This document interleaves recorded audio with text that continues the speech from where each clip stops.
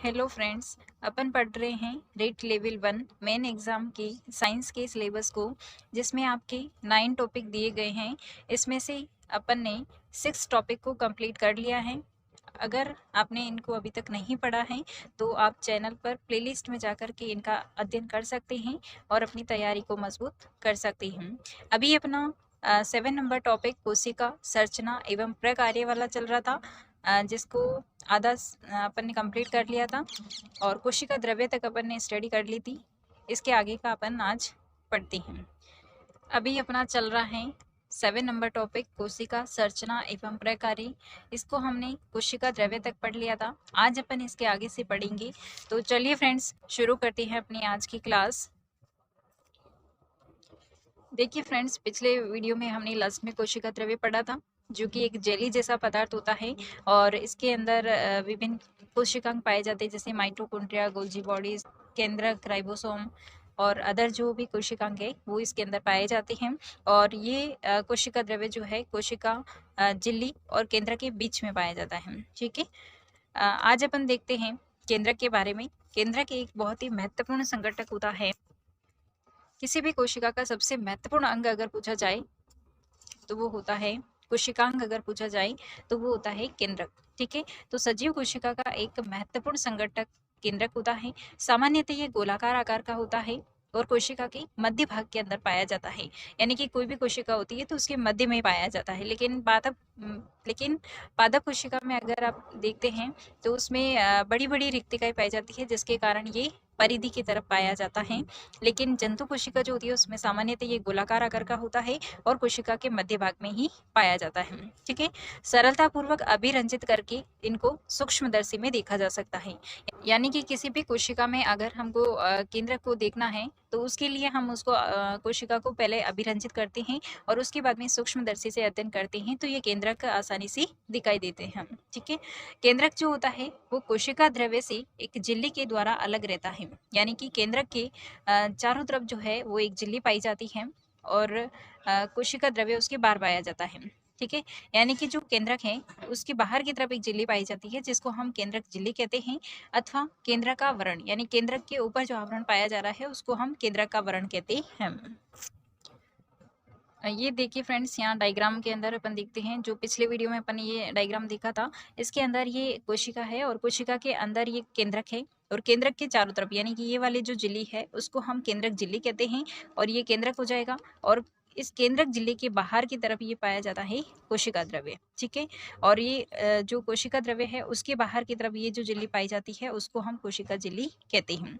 यानी कि केंद्रक को जो आवृत करके रहती है वो झिल्ली तो केंद्रक झिल्ली कहलाती है, और जो कोशिका को आवृत करके रहती है तो वो कौन सी झिल्ली हो जाती है, कोशिका झिल्ली होती है। ठीक है।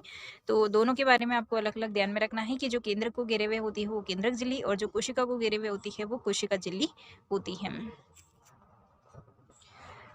यह झिल्ली यानी कि जो केंद्रक झिल्ली है या फिर केंद्रक का आवरण है, यह झिल्ली सरंध्र होती है और कोशिका द्रव्य एवं केंद्रक के बीच पदार्थों के आवागमन को नियंत्रित करती है।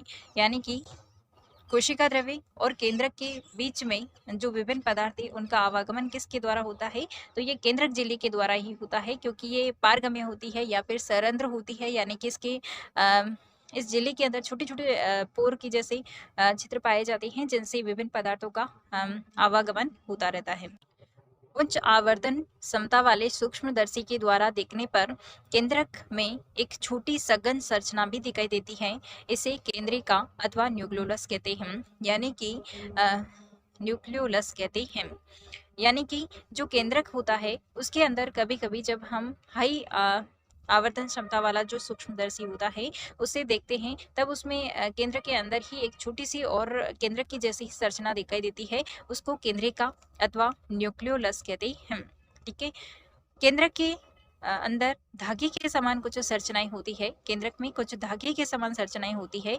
इन संरचनाओं को क्रोमोसोम कहते हैं, यानी कि गुणसूत्र कहते हैं। और इन गुणसूत्रों पर जीन्स पाए जाते हैं। यह जीन के धारक होते हैं।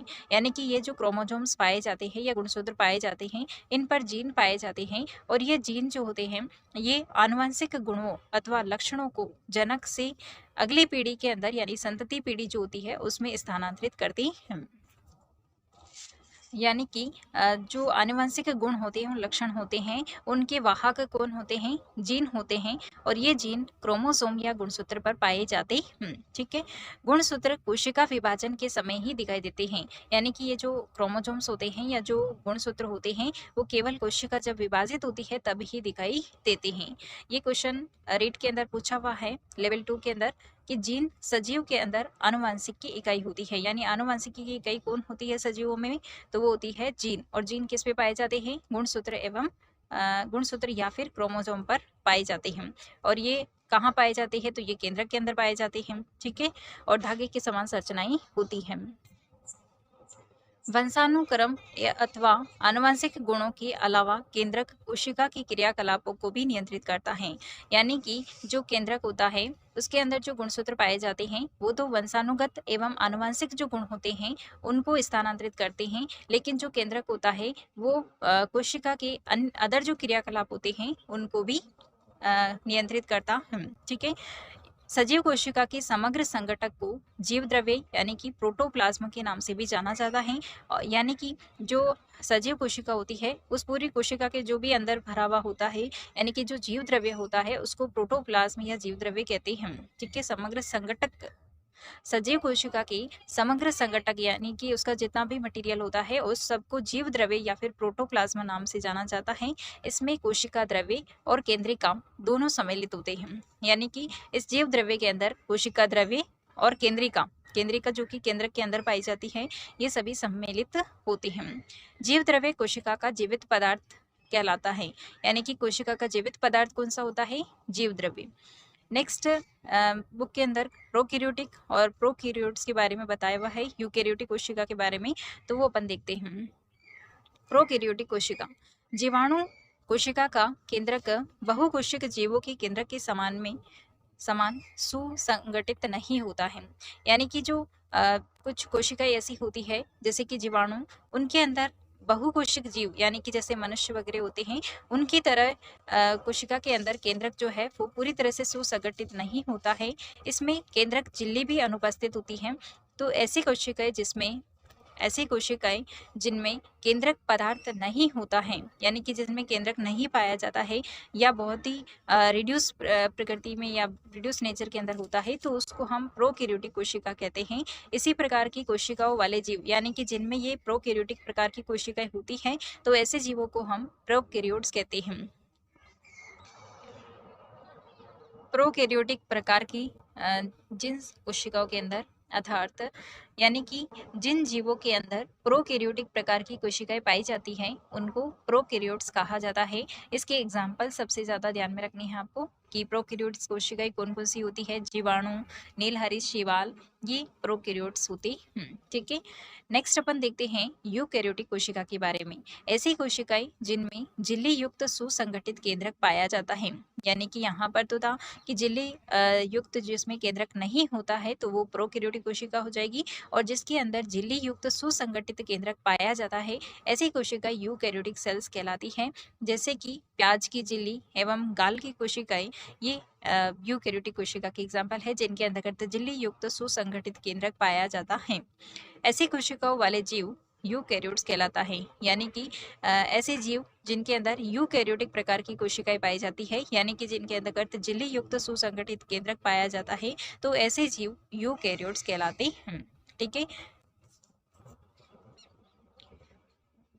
कोशिका द्रव्य में नेक्स्ट है, कोशिका द्रव्य में छोटी अथवा बड़ी खाली संरचनाएं दिखाई देती हैं, उन्हें रिक्तिका कहा जाता है। यानी कि कोशिका के अंदर, कोशिका द्रव्य के अंदर कुछ छोटी और बड़ी खाली संरचनाएं दिखाई देती है, उनको रिक्तिका कहा जाता है। जैसे कि प्याज की झिल्ली की कोशिका में दिखाई देने वाली रिक्तिका बड़ी और मात्र एक होती है। प्याज की झिल्ली की कोशिका, प्याज क्या है?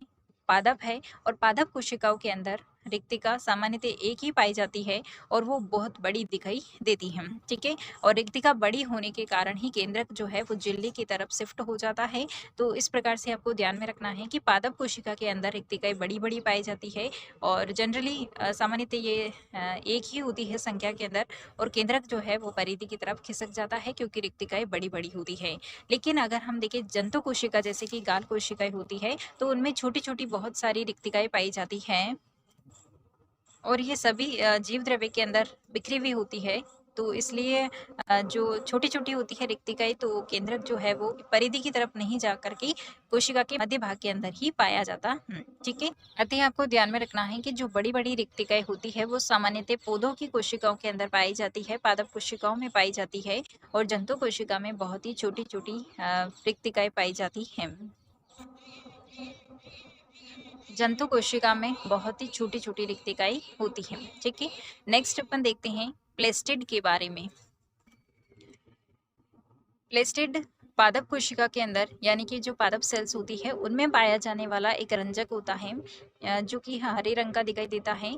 और यह जैसे कि ट्राइडेंट स्किंसिया की जो पत्ती होती है उसकी सेल्स के अंदर अनेक छोटी और रंगीन संरचनाएं पाई जाती है जो कि पत्ती की सेल्स की कोशिका द्रव्य में छिद्री या फैली हुई रहती है। इन्हें प्लेस्टिड कहते हैं और ये विभिन्न रंगों की होती हैं, ठीक है। देखिए फ्रेंड्स, ये एग्जाम्पल्स जो अपनी एनसीईआरटी बुक में हैं वही लिखे हुए हैं, लेकिन जनरली जो प्लेस्टिड होता है ये कोशिकांग सभी पादपों के अंदर पाया जाता है क्योंकि इसी के अंदर हरे रंग का जो वर्णक होता है क्लोरोफिल पाया जाता है जो कि जनरली अपन सभी पादपों के अंदर देखते हैं। तो ये प्लेस्टिड यहाँ पे एग्जाम्पल जो है एनसीईआरटी बुक में लिखा हुआ है, इसलिए मैंने भी इसमें आपके नोट कर दिया है कि जो ट्राइडी स्किंसिया होता है उनकी पत्ती की जो सेल्स होती है उनमें अनेक छोटी रंगीन संरचनाएं दिखाई देती है जो कि पत्ती की सेल्स की कोशिका द्रव्य में छिद्री यानी कि फैली हुई रहती है। इन्हें प्लेस्टिड कहते हैं और ये विभिन्न रंगों के होते हैं। ये विभिन्न रंगों के होते हैं। यहाँ पे अपने बुक के अंदर हरे रंग के रंजक के बारे में बताया हुआ है, तो अपन उसी के बारे में देख लेते हैं। देखिए, हरे रंग का जो रंजक होता है वो क्लोरोफिल होता है और यह पत्तियों को हरा रंग प्रदान करता है। यानी कि अगर पूछा जाए कि पत्तियों में हरा रंग किसकी वजह से होता है, कौन सी वर्णक की वजह से होता है, तो वो क्लोरोफिल आएगा, ठीक है। पत्तियों के क्लोरोप्लास्ट में उपस्थित क्लोरोफिल प्रकाश संश्लेषण के लिए आवश्यक होता है। यानी कि जो ये क्लोरोफिल जिसके अंदर पाया जाता है क्लोरोप्लास्ट के अंदर, तो यह जो क्लोरोफिल होता है ये पादपों के अंदर प्रकाश संश्लेषण यानी कि पादपों के अंतर्गत जो भोजन बनाने की प्रक्रिया होती है उसके अंतर्गत अति आवश्यक होता और यह हरे रंग का रंजक होता है। जिस भी प्लास्टिड के अंदर ये पाया जाता है वह क्लोरोप्लास्ट या हरित लवक कहलाता है। यानी कि क्लोरोफिल किस प्लास्टिड के अंदर पाया जाता है, तो उसका नाम है क्लोरोप्लास्ट यानी कि हरित लवक। हरित लवक के अंदर ये क्लोरोफिल पाया जाता है, ठीक है।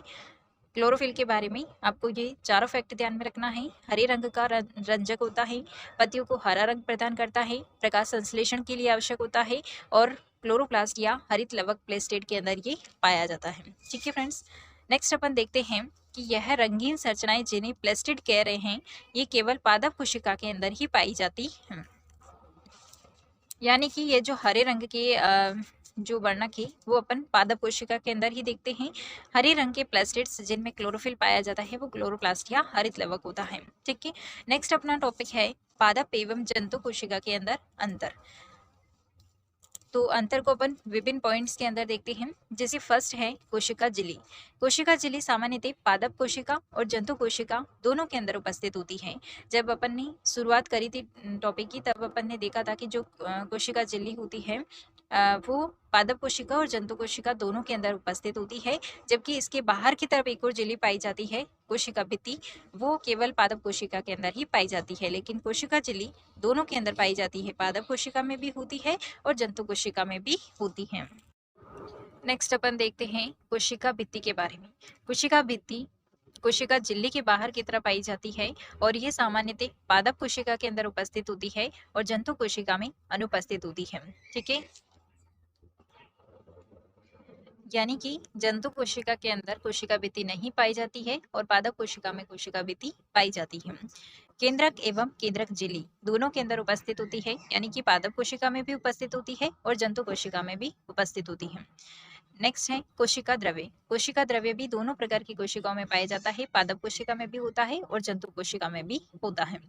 नेक्स्ट अपन देखते हैं प्लेस्टिड के बारे में। प्लेस्टिड अर्थात लवक, यह पादप कोशिका के अंदर उपस्थित होता है और जंतु कोशिका में अनुपस्थित होता है। रिक्तिकाओं के बारे में देखते हैं।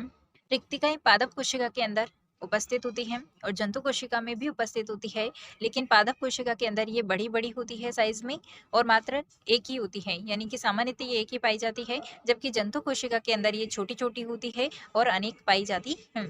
इसी प्रकार नेक्स्ट अपन देखते हैं कि जो कोशिका और केंद्रक द्रव्य होता है, यानी केंद्रक और कोशिका द्रव्य होता है, उसको केंद्रक झिल्ली अलग करती है, यानी कि केंद्रक के बाहर की तरफ कोशिका द्रव्य पाया जाता है और फिर कोशिका झिल्ली पाई जाती है, यानी कि केंद्रक और कोशिका द्रव्य दोनों के बीच में केंद्रक की झिल्ली पाई जाती है। यानी कि अगर पूछा जाए कि केंद्रक और कोशिका द्रव्य को कौन अलग करती है, तो केंद्रक झिल्ली अलग करती है।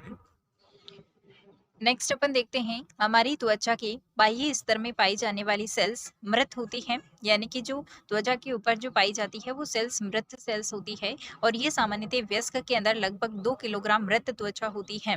कितनी होती है? 2 किलोग्राम के लगभग होती है और प्रतिदिन त्वचा की लाखों सेल्स का क्षय होता रहता है। हर बार जब अपनी अंगुली से मेज की धूल साफ करते हैं तो पुरानी त्वचा का बहुत भाग शहीद हो जाता है।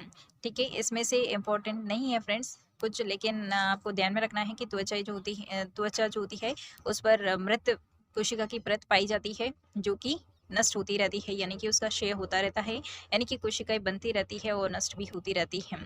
ठीक है, नेक्स्ट अपन देख लेते हैं एनसीईआरटी के क्वेश्चंस। सामान्यतः 1-2 क्वेश्चन ही दिए हुए हैं, लेकिन ये भी इम्पोर्टेंट है। निम्न में से कौन सा सत्य कथन है? फर्स्ट क्वेश्चन है, निम्न में से कौन सा सत्य कथन है? एक कोशिक जीवों में एक ही कोशिका होती है। तो अपन ने पढ़ा था कि एक कोशिक जीव वह जीव होते हैं जिसके अंदर एक ही कोशिका होती है, जैसे कि अमीबा, पैरामीशियम वगैरह, ये एक कोशिक जीव होते हैं। तो ये कथन सत्य है। नेक्स्ट है, पेशी कोशिका शाकान्वित होती है। ठीक है, तो ये रोंग हो जाएगा क्योंकि पेशी कोशिकाएं शाकान्वित नहीं होती हैं, बल्कि जो तंत्रिका कोशिकाएं होती है वो शाकान्वित होती है, इसलिए ये रोंग हो जाएगा। नेक्स्ट है, किसी जीव की मूल संरचना अंग है। तो ये रोंग है क्योंकि किसी भी जीव की मूल संरचना कोशिका होती है, यानी कि किसी जीव की अगर संरचनात्मक और क्रियात्मक इकाई पूछी जाए तो वो कोशिका होती है। नेक्स्ट है, अमीबा की आकृति अनियमित होती है। तो ये बिल्कुल सही है क्योंकि अपन ने पढ़ा था कि अमीबा जो है उसकी कोई भी निश्चित आकृति नहीं होती है, यानी कि अनियमित आकृति होती है इसकी और निरंतर इसकी आकृति बदलती रहती है। इनमें जो कूटपाद या फिर पादा पाए जाते हैं जो कि बनते रहते हैं और बिगड़ते रहते हैं। तो यहाँ पे सत्य कथन ए और डी वाला कथन ये सत्य है, बाकी ये दोनों रोंग है क्योंकि पेशी कोशिका शाकान्वित नहीं होती है, तंत्रिका कोशिका शाकान्वित होती है और किसी जीव की मूल संरचना उसकी कोशिका होती है। नेक्स्ट अपन देखते हैं कोशिका की किस कोशिकांग के अंदर कोशिकांग पाए जाते हैं, यानी कि कोशिका के किस भाग के अंदर कोशिकांग पाए जाते हैं। तो ये कोशिका द्रव्य के अंदर पाए जाते हैं। ठीक है, कोशिका के अंदर कोशिका द्रव्य पाया जाता है और उसी के अंदर सभी कोशिकांग पाए जाते हैं। तो ये अपना कोशिका वाला जो चैप्टर था वो 8th क्लास एनसीईआरटी बुक से आपका कंप्लीट हो गया है और ये एनसीईआरटी का पूरा मैटर था फ्रेंड्स। आप अपनी जो गाइड वगैरह या बुक वगैरह हैं उससे आप इसके बारे में एक्स्ट्रा जो फैक्ट है वो भी पढ़ सकते हैं, लेकिन ये जो एनसीईआरटी का मैटर है वो आपके लिए बहुत ही इम्पोर्टेंट है। तो अपन मिलते हैं नेक्स्ट वीडियो के अंदर नए टॉपिक के साथ में। तब तक के लिए thanks for watching this video.